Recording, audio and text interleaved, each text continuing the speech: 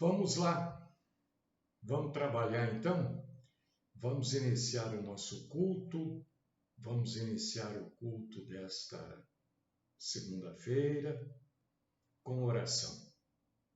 Senhor, Deus e Pai Todo-Poderoso, antes de tudo, antes de qualquer coisa, queremos te agradecer por estarmos aqui nesta segunda-feira, porque o Senhor nos permitiu mais uma vez estarmos aqui.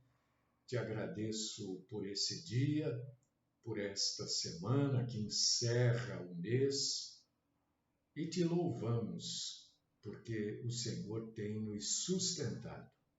Graças nós te damos. Senhor, derrama sobre nós mais um pouquinho da tua bondade, uma fagulha que seja da luz da tua glória, faz cair sobre nós. Sustenta-nos, ó Deus, nas nossas fraquezas, que são tantas. Fala conosco, ajuda-nos a aprendermos, ajuda-nos a crescermos um pouquinho mais como igreja do Senhor, na graça e no conhecimento das santas coisas. Conhecemos de outras tantas matérias, mas precisamos aprender e conhecer um pouco mais das santas coisas. Sustenta-nos, Pai querido, ativos, sustenta-nos, Senhor, ativos na tua obra e sempre querendo louvar e glorificar o Senhor, porque só o Senhor é digno de honra, glória, exaltação, culto e adoração. E nós te engrandecemos e te adoramos e te louvamos, porque sabemos que tudo é por Cristo Jesus. Então, no nome do Cristo Jesus, é que nós oramos, te glorificando. Amém.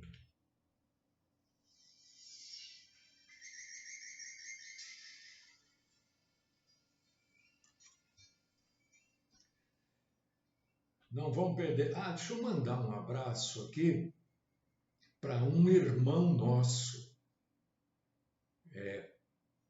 Edgar Rassan. Sabe por que eu estou mandando um abraço para ele? Primeiro que eu gosto muito dele, né? Mas também porque o Edgar é medalhista no campeonato. Eu não sei se eu vou falar bobagem aqui. De repente é mais do que campeonato brasileiro. Ele é de esgrima e o Edgar conseguiu lá uma medalha, uma classificação. Parece-me que é o 3º lugar. Olha que maravilha. Parabéns, viu, Edgar? Deus te abençoe. Estamos felizes por você, porque você é um campeão. Você é, viu? E estamos, assim, nos sentindo medalhados também junto com você. Você que ganhou a medalha, mas a gente se sente também medalhado pela alegria. Viu? Parabéns. Parabéns, querido. Esgrima. Sabe o que é esgrima, né? Aquela espada, tal, aquele negócio não é fácil. Bom, vamos lá então. Abraço dado. Vamos abrir a Bíblia nesta manhã. Eu estava vendo. Abre aí, por favor, em Mateus, capítulo 22, versículo 29. Eu estava agora de manhã dando uma olhada aqui nos meus amigos do Facebook, né? E eu vi que eu tenho tantos parentes e tão poucos parentes me acompanham. Quase nenhum. Agora, por exemplo, não tem parente nenhum meu me acompanhando, né? E são amigos aí no Facebook. Que coisa, né? Parentes cristãos, viu? Eu tenho espalhados por aí. Mas não posso obrigar ninguém a me acompanhar, né? Mas eu continuo fazendo esse trabalhinho simples, né? Abriu aí, irmão e irmã, em Mateus 22, 29? Que café delicioso! Isso não é um café, isso é um. O que eu vou dizer? É um manjar líquido. Muito bom esse café, viu? Coisa maravilhosa. Bom, Mateus 22, 29, está escrito assim. Estava procurando óculos, estou com óculos aqui. Que coisa. Mateus 22, 29 está escrito deste jeitinho que eu vou ler. Respondeu-lhes Jesus: Errais, não conhecendo as Escrituras nem o poder de Deus. E é verdade, né? Por que sabe que eu observei hoje de manhã também? Eu nunca vi tanta gente, né, contra o pentecostalismo. Nossa, agora virou todo mundo, até sujeito que era pentecostal, agora está contra o pentecostalismo, né? Deve ser moda, não sei. Mas, por exemplo, é muito comum as pessoas se intitularem apóstolos, por exemplo, não é? E não exercem o ministério do apóstolo, porque não existem apóstolos nos dias de hoje. Porque Atos, se não me engano, capítulo 1 ou capítulo 2, dá as exigências para um homem ser apóstolo. Então, não tem como ser apóstolo hoje. O último apóstolo foi o senhor Paulo. Lembra dele, Paulo? Ele foi o último apóstolo. O 83º apóstolo, né? Então, a gente já começa a entender assim, se uma pessoa se intitula uma coisa e não é, ela é mentirosa. Oh, meu Deus. Então, esses que se dizem apóstolos são mentirosos. Já começa aí. Como é que um ministério vai se iniciar fundamentado numa mentira? Mentira é desonestidade. Outras denominações, igrejas denominacionais, se firmam em símbolos judaicos. Eu conheço algumas. Conheço até alguns pastores que gostam de se passar por judeu. Ou se dizem judeus, eu não sei, né? Mas isso é uma bobagem, isso é uma besteira. Eu chegaria até a dizer que isso é cenário, porque é a Bíblia que diz, não é o Mário que está dizendo. Se você abrir aí em 1 Coríntios, capítulo 12, versículo 13, você vai falar, não é que é verdade? Né? Então, essas igrejas que têm esses símbolos aí judaicos, o pastor usa aquele kippá, que é aquele gorrinho só aqui na parte de trás da cabeça, que prende com grampinho e tal. É para impressionar, porque a Bíblia deixa claro, né? Não tem hoje, aos olhos de Deus, não tem mais judeu, grego, escravo, branco, preto, azul, cor-de-rosa, alto, baixo, gordo, magro, não tem mais isso. Então é cenário isso para impressionar. Né? Tem aqueles que gostam de revelação. Não tem um culto que não tem revelação. É tudo revelação falsa. né? Cantores que se passam por profetas, igreja onde as pessoas dançam parecendo que estão num baile funk, não é? Coisas fora da Bíblia, completamente antibíblico. Por que as pessoas frequentam e vão nesses lugares? Eu sei que você não vai. Eu sei que você não vai. Mas você conhece quem vai.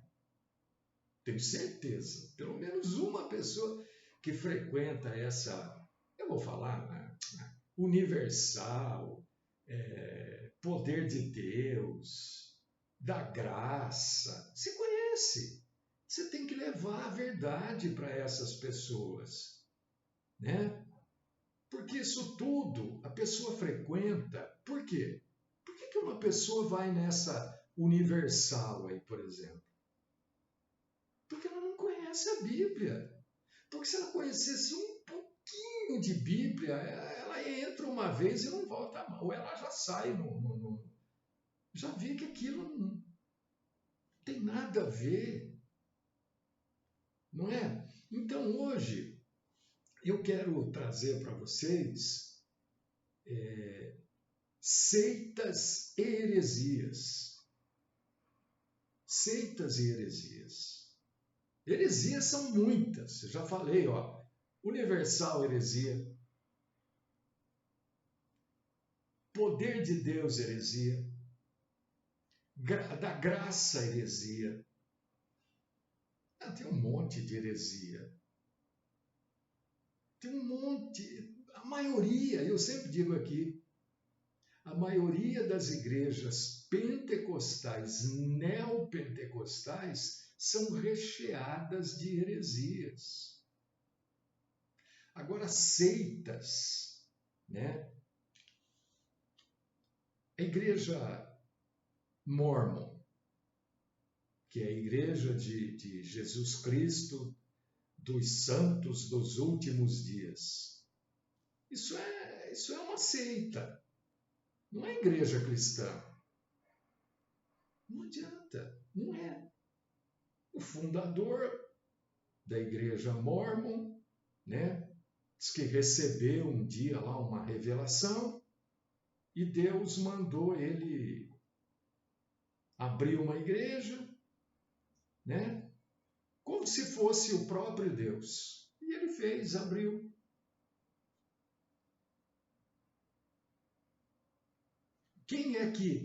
Qual a regra de fé dos Mormons? É a Bíblia? Não. Pronto, a pessoa que vai lá já fala, pô, mas não é a Bíblia, mas a Bíblia não é a palavra de Deus. Aqui eles usam outro livro, né? Livro Nosso Legado. Essa é a regra de fé deles.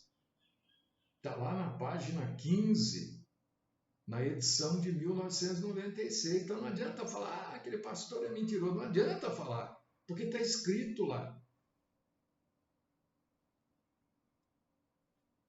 E a Bíblia derruba, a Bíblia aniquila com tudo que é seita e heresia. Porque quando você abre a Bíblia em Gálatas, capítulo 1, versículo 9, o que você lê? Gálatas 1, 9.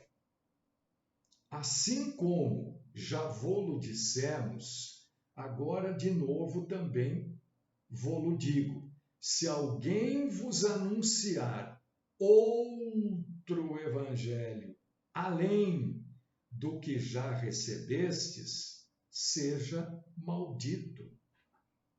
Uma pessoa que frequenta esta seita Mormon, né, não conhece a Bíblia. Não conhece.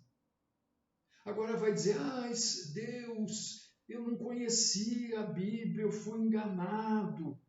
Mas você não conhecia porque você não quis conhecer. A Bíblia está aí para quem quiser conhecer. E tem lá um sujeito que prega a Bíblia. Tinha um, tinha dois, tinha três que pregava a Bíblia, vai dizer Deus. Então, Mórmon é seita. Testemunha de Jeová, aqueles que ficam parados, né, na porta da casa, a hora que você abre assim para sair o portão, lá você dá de cara lá com dois lá. É seita. Por que está? Primeiro, eles não acreditam que Jesus ressuscitou. Pronto, já é seita, acabou. Você quer, tem um monte de coisa para falar, tanto de Mórmon como de. Mas não dá o tempo aqui. Mas só de não crer na ressurreição, né? Eles dizem também, no livro Poderá Viver, na página 143, que a volta de Jesus nunca poderia ser com um corpo humano. Então eles não acreditam no corpo glorificado, na ressurreição. A pessoa segue, porque está no engano, porque acha bonito o templo lá, com aqueles. Se segue porque acha bonito. Não tem que achar bonito. Tem que achar, opa, isso aqui é certo ou é errado? A pessoa tem que ter coragem para julgar. Porque o Senhor falou: julgai todas as coisas. Isso aqui é uma coisa para ser julgado. E a Bíblia joga por terra aqui a testemunha de Jeová com um versículo, acaba com eles. Coríntios, capítulo 15, versículo 17. Quando um sujeito chamado Senhor Paulo, ele escreveu assim: e se Cristo não ressuscitou, é vã a vossa fé, e ainda permaneceis nos vossos pecados.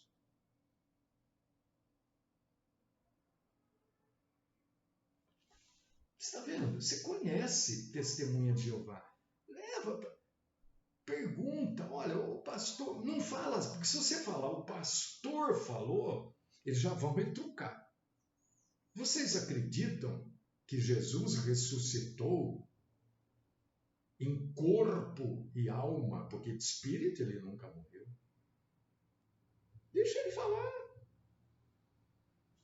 Outra seita, tem até canal de televisão aí, né? Adventista do sétimo dia. Para eles é ponto, né? É dogma, quer dizer, é verdade absoluta. A guarda do sábado. Então, a profetisa maior dos adventistas é a Ellen White, que tem no seu livro Testemunhos Seletos, no volume 3 da Casa Publicadora, na página 22, escrito aqui assim: santificar o sábado ao Senhor importa em salvação eterna. Isso quer dizer o quê? Que quem não guarda o sábado está condenado. Não é salvo. Então Jesus veio para quê? Quando Jesus diz: eu sou o seu descanso, você que está cansado, oprimido, vem até mim. Eu sou. Ele está dizendo que eu sou o sábado, porque sábado em hebraico é descanso. Então, quando você abre a Bíblia em Gálatas, capítulo 4, versículos 9 e 10, você vê a queda desta seita, a queda do que eles creem. Mas agora, conhecendo a Deus, ou antes, sendo conhecidos por Deus, como tornai outra vez a esses rudimentos, fracos e pobres, aos quais de novo quereis servir, Guardais dias, meses e tempos e anos. Aqui é claríssimo. As pessoas guardavam o sábado, porque Jesus tinha determinado a guarda do sábado, o descanso. E quando a gente vai estudar por que o Senhor determinou o descanso do sétimo dia, você vai ver que tem um monte de coisa. Mas aqui está dizendo, olha, agora veio Jesus. Não há necessidade mais disso. Seita.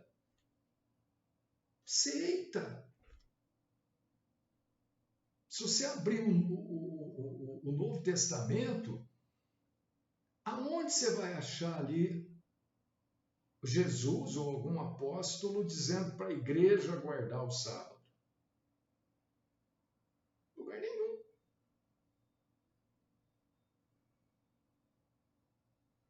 Agora vai causar confusão. Mas se é que isso daqui já não vai causar, né? Sei lá.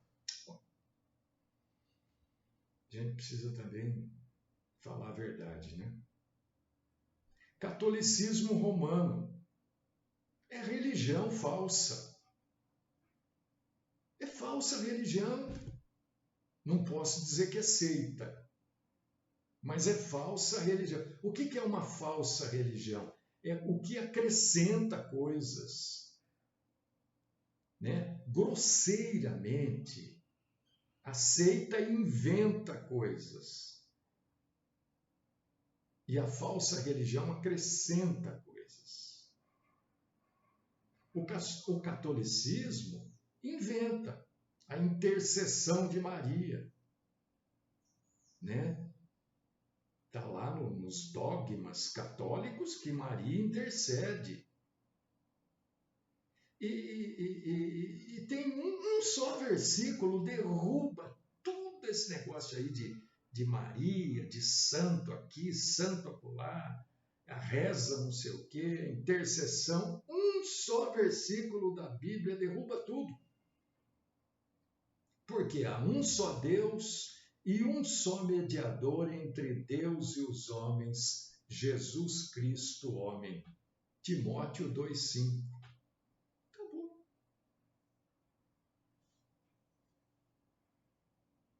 E eles falam assim, Maria, rogai por nós. Não tem? Ave Maria, cheia de graça, Senhor é convosco, bendita sois vós rogai por nós, quer dizer, interceda por nós. Então eles estão dizendo que a Bíblia está errada. 1 Timóteo 2,5 diz, não, é só Jesus.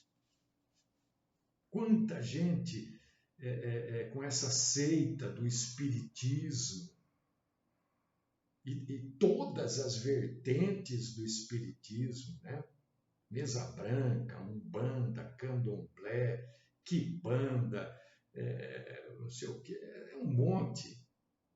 Por quê? Porque ensinam comunicação com os mortos. É só você ler lá o livro dos Espíritos de Allan Kardec. Também um versículo joga por terra tudo isso. Por causa disso que Jesus falou, olha, conhecereis a verdade, a verdade. A pessoa não conhece, vai lá, acha bonito, acha lindo, acha que está falando com o avô que morreu, com o tataravô que morreu. Mas ele falou coisas que só o meu marido falecido sabia. Ele falou coisas que só a minha falecida esposa sabia. O diabo sabe de coisas. Ele não é onisciente, mas ele sabe de coisas. Não é? E a Bíblia diz aqui, ó, em Deuteronômio, capítulo 18, Deuteronômio 18, 10, 11, 12. Entre ti não se achará quem faça passar pelo fogo seu filho ou sua filha, nem adivinhador, nem prognosticador, nem agoureiro, nem feiticeiro, nem encantador, nem quem consulte a um espírito adivinhador, nem mágico, nem quem consulte os mortos. Pô, tá contra a Bíblia. Não adianta ter imagem lá de Jesus, de Nossa Senhora, de, sei lá, não é minha, então eles chamam de nossa, né? O Espiritismo é seita. Ai, mas eles fazem o bem. Quem faz o bem, na verdade, é só Deus. Porque a própria Bíblia diz bom, Jesus ainda falou isso. Por que me chamas de bom? Bom é só o Pai, é só Deus. Né? Poderia falar aqui do islamismo, mas eu quero me ater a isso aqui. Vou dar uma passadinha rápida aqui sobre cada uma delas. Né? Entendeu?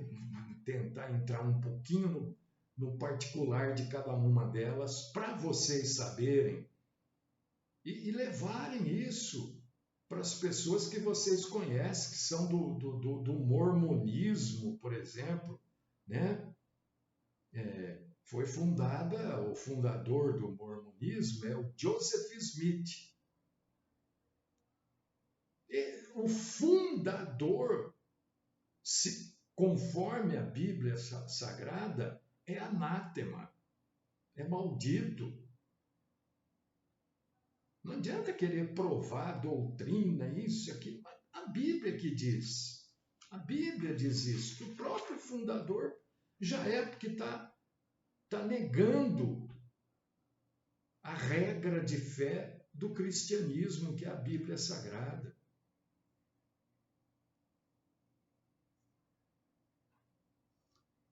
Os testemunhas de Jeová, né, que negam a ressurreição de Jesus, como está na Bíblia, por exemplo.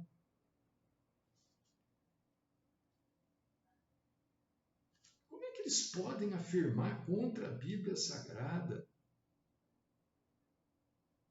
Paulo diz que se Jesus não ressuscitou, nós somos as pessoas mais infelizes do mundo, então. O que adiantaria pregar o Evangelho?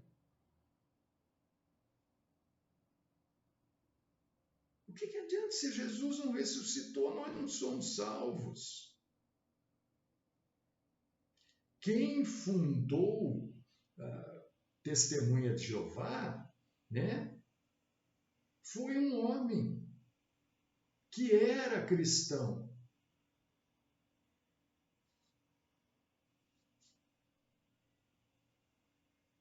O adventismo do sétimo dia, guardar o sábado, né? Paulo mostra claramente que isso aí não tem nada, não salva ninguém, não melhora ninguém, não aproxima ninguém de Deus.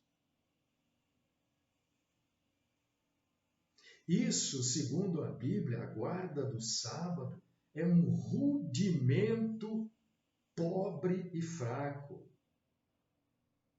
E Paulo está falando isso para os irmãos cristãos da Galácia, né, que foram evangelizados por Paulo, que de repente, com a influência de Pedro, pela influência errada de Pedro, ficou em dúvida, eles resolveram voltar aos rudimentos do judaísmo. E um desses rudimentos era a guarda do sábado. Paulo vai até lá de novo, né? E fica espantado quando ele vê os Gálatas guardando o sábado. Ele diz: o que é isso? Vocês voltaram a essas práticas rudimentais, fracas e pobres. Então o próprio Paulo, não sei se você conhece Paulo? Seu Paulo, o apóstolo. Então não adianta o homem mudar, querer mudar. Guardar o sábado é a mesma coisa que nada. Assim, nos dias de hoje, eu diria, é água de salsicha. Para que serve a água de salsicha? Quando você ferve a salsicha para fazer cachorro-quente, para fritar, sei lá. O que você faz com a água que você ferveu a salsicha? Joga fora, não serve para nada. Guardar o sábado é isso. E mais uma vez eu digo, ache, por favor, e mande para mim. Pode mandar me corrigindo, pode fazer. Qualquer passagem, né, indicando que Jesus fale, ou qualquer apóstolo, dirigida à igreja, para que se guarde o sábado. Se achar, manda para mim, pode mandar me corrigindo.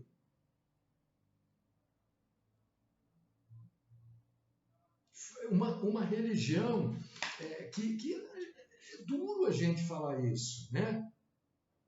Mas é uma religião falsa, é o catolicismo romano. Não há nada na Bíblia que fale que a gente deve pedir para Maria rogar por nós, por exemplo. Santa Maria, Mãe de Deus, rogai por nós pecadores. Não tem essa reza? Ora, rogar é a mesma coisa que intervir, mediar. E a Bíblia diz que só Jesus roga por nós junto ao Pai. Então, quando a gente acrescenta Maria, nós estamos sendo anátemas. Isso não sou eu que estou falando, é a Bíblia que diz.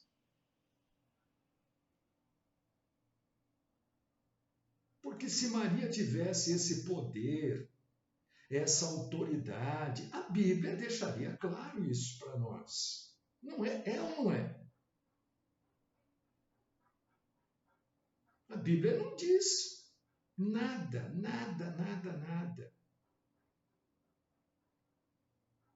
Aliás, a Bíblia diz em 1 Timóteo, capítulo 2, versículo 5, que só um pode rogar por nós.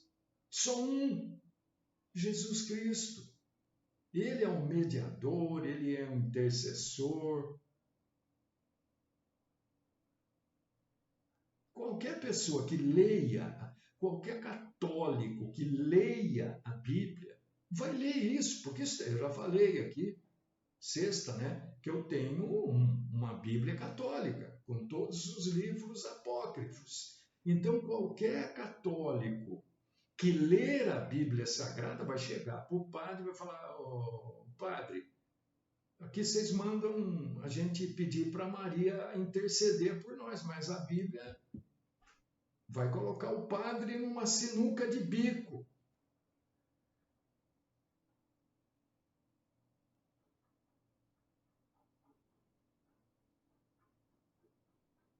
Entendeu? Essas coisas a gente. É duro a gente falar isso. A minha família é uma família italiana, né? Da minha parte. Eu já falei aqui. Eu tive parentes que morreram, não tinham descendentes, deixaram para a Igreja Católica. O que eu posso fazer? Deixaram casa, dinheiro? Não posso fazer nada. Mas é isso, a gente precisa falar, porque ninguém fala. A gente tem um pouco de receio de falar, ai, mas os nossos irmãos, mas e como é que não são irmãos? Eu não estou falando mal, eu estou dizendo o que a Bíblia diz. Ora, se falar o que a Bíblia diz é falar mal, então não posso pregar o Evangelho, porque pregar o Evangelho é falar o que a Bíblia diz dos assuntos, das situações, do dia a dia, da vida. E eu não posso deixar aqui de dizer que o único intercessor bíblico junto ao Pai é Jesus Cristo, não é São Pedro, Santa Maria, Aparecida, Santa Ivete, Santa Rita, sei lá, não, tudo quanto é santo aí. Não são eles. Isso é mentira. Então, qualquer católico que lê a Bíblia vai ler 1 Timóteo 2,5. Opa, mas peraí, uma coisa está errada. Será que eu estou entendendo errado? Ô padre, vem cá, o senhor pode me explicar 1 Timóteo 2,5, por favor? E como é que a gente ora Santa Maria, Mãe de Deus? Primeiro, Maria não é mãe de Deus. Deus não tem mãe. Porque se Deus tivesse mãe, quem seria ou quem é o pai de Deus, então?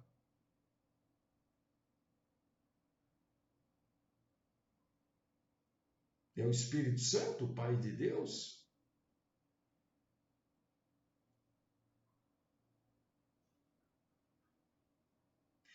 Tem a congregação, é muita coisa, né, Luiz? A gente não há um tempo já explodindo aí, né? Outro dia a gente fala da congregação, porque eu quero começar e terminar aqui. O Espiritismo, né? Consultar os. Esse negócio de consultar gente morta foi uma das primeiras aberrações que o homem fez, desde lá da idade, sei lá de quando lá, o homem se mete a consultar morto. E Deus alertou sobre isso. Então, o sujeito que frequenta o Espiritismo e todas as vertentes, que lendo a Bíblia, ele vai ver, ué, mas Deus falou para não consultar os mortos.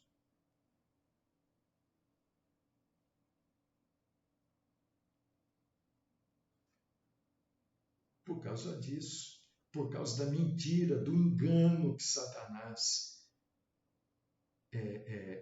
prospera nessa área, é que Deus proibiu, né, e considerou abominação consultar os mortos, porque não é morto nenhum que você fala, ou que vem falar com você através daquilo que eles chamam de cavalo. Olha o nome! Olha o nome!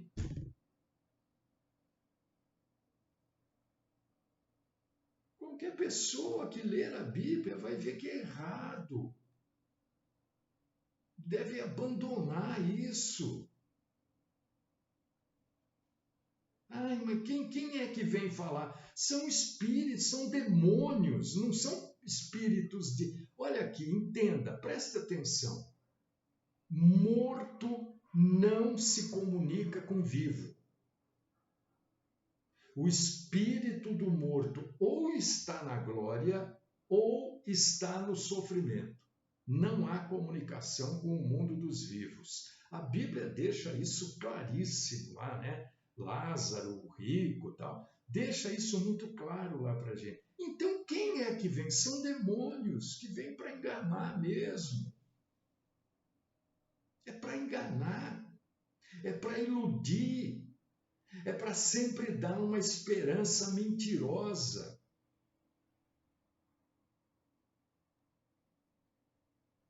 É abominação aos olhos do Senhor.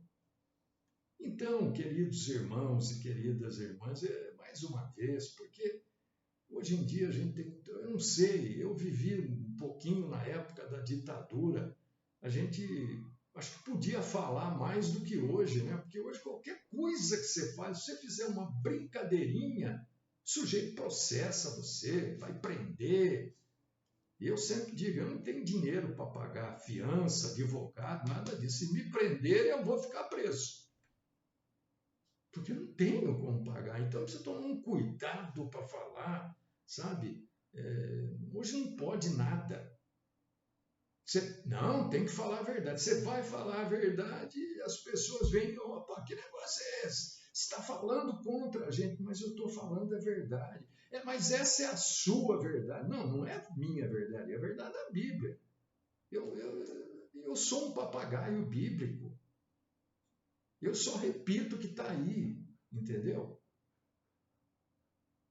Então, seitas e heresias existem, assim como, Luiz, a congregação cristã do Brasil, porque a maioria quer transformar em doutrina um versículo bíblico.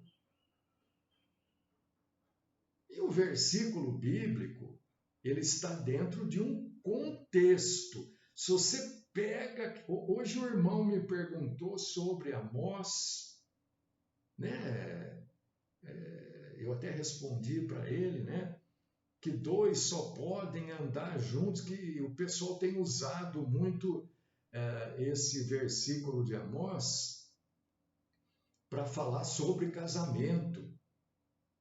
Meu Deus, o contexto não é esse. O contexto lá de dois andarem só, quando se entendem é que podem andar juntos, está falando da nação de Israel, não tem nada a ver com casamento.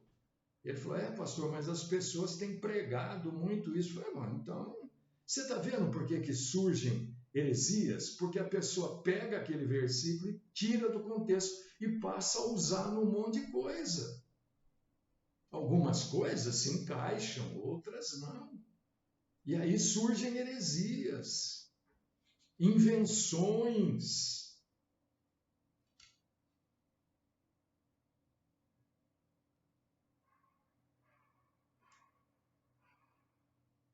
O triste é que a maioria das pessoas estão cegas, conforme está em 2 Coríntios, capítulo 4, versículo 4. E que o Senhor Deus traga luz sobre os nossos olhos para que a gente possa sempre, indubitavelmente sempre, incontestavelmente sempre. A irmã está citando aqui a Legião da Boa Vontade. Isso tem até emissora de televisão, eles têm. É uma vergonha. Eles são meio tudo, não é? A Legião da Boa Vontade é meio espiritismo, põe lá uma imagem de Jesus. Quem falou que aquele é Jesus? De onde tiraram isso? Isso começou lá com Alziro Zarur, em 1953, antes de eu nascer. Que Deus lance sobre nós uma faísca da luz da glória dele. Querido Deus, amado Pai, abre os nossos olhos, Senhor. Nos dá coragem, Senhor, para rejeitar. As pessoas têm medo de julgar. Quem sou eu para julgar? Você não pode julgar o pecado dos outros, porque você peca, porque eu peco também. Agora, julgar o certo do errado, a gente tem que fazer isso, senão nós somos pessoas incapazes mentalmente. Ué, quando você tem que sentar, você tem que sentar, você tem que saber que o correto é sentar à mesa e não ficar em pé. Né? Você tem que saber que para andar nós temos que colocar uma perna na frente da outra. As pessoas têm medo de julgar. Eu não posso julgar, porque eu também sou pecador. Claro, eu também sou pecador. Eu também sou. E talvez o mais pecador de todos vocês. Mas eu tenho que saber o que é certo e errado. Devo ter coragem para rejeitar e que o Senhor nos dê esse discernimento e esta coragem. Esta é minha oração por mim e por vocês, no nome do Cristo Jesus. Amém.